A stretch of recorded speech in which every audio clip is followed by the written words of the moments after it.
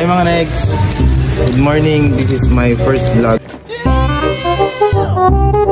Magkakaroon pala kami na Patriot Rides ngayong araw. Sana all. Dito nga kami ngayon sa Jollibee, mag-breakfast lang. And then after dito, punta na kami sa Wiscom for take off. Siguro mga 6 AM. So ayun, nandito na tayo ngayon sa Wiscom. Ito, magkakaroon pa sila ng konti pa lang ngayon. Ilan pa lang kami. Yan, may parating pa. Ito pala yung magiging ruta natin mga next.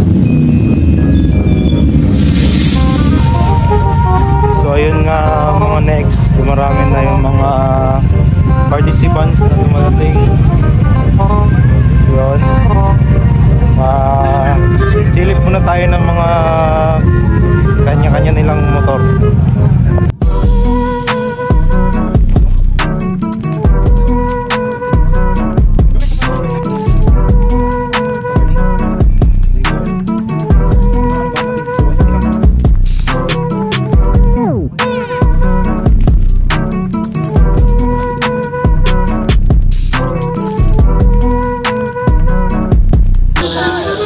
So ayun, maliwanag na nga. Paano masabi? Kitang-kita na natin ang mga motor, mga kasama, participant.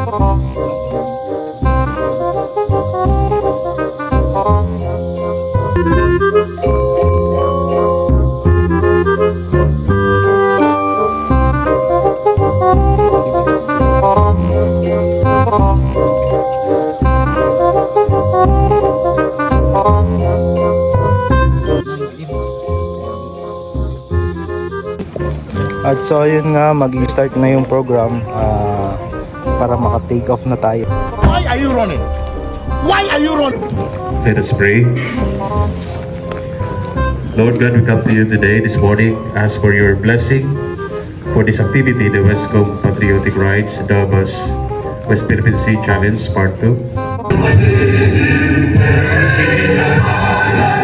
And we held it here, Bucor, the Iwahig group. Nandito sila. Nasa kayo? Yeah, hosted it. So we did it every activities was held inside Iwahig. So ngayon, may nakakilala ba kayo dito sa likod ko?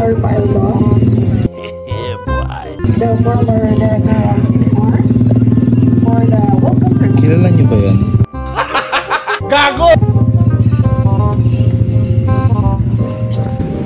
So ayun nga, lahat ng mga riders ay nag-ready na para sa take off. Nakita niyo naman kung gaano kami karami.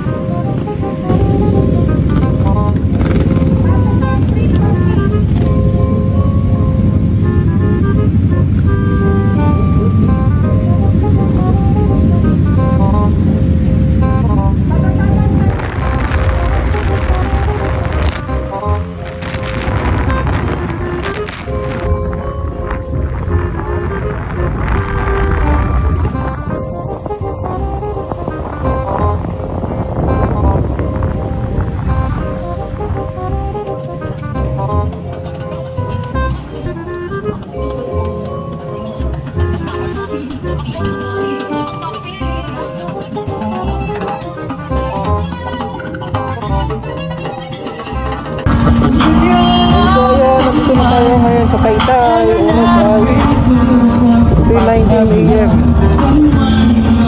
Nakatakbo na tayo ng 213.5 kilometers.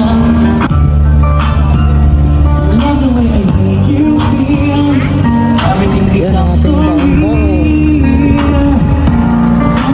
We would like to acknowledge the presence and would like to say good morning.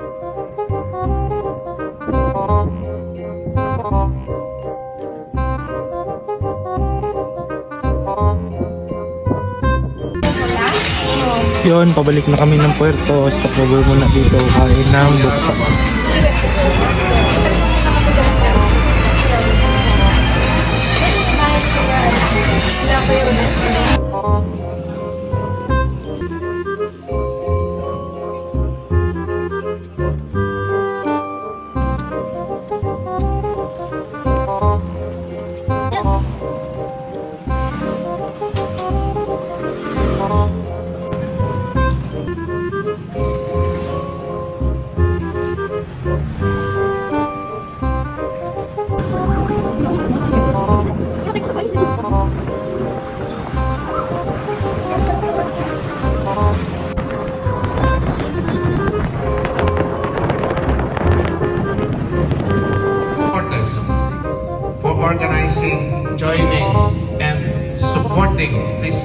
patriotic event.